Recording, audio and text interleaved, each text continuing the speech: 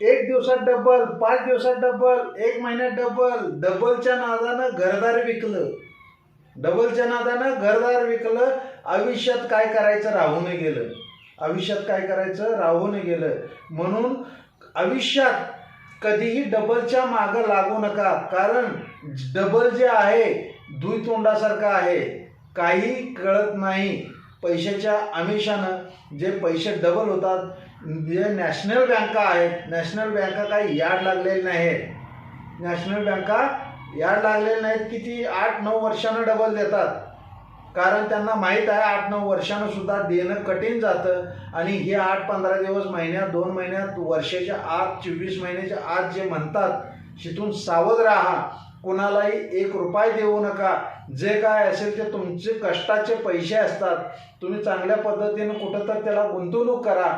नसेल तर जे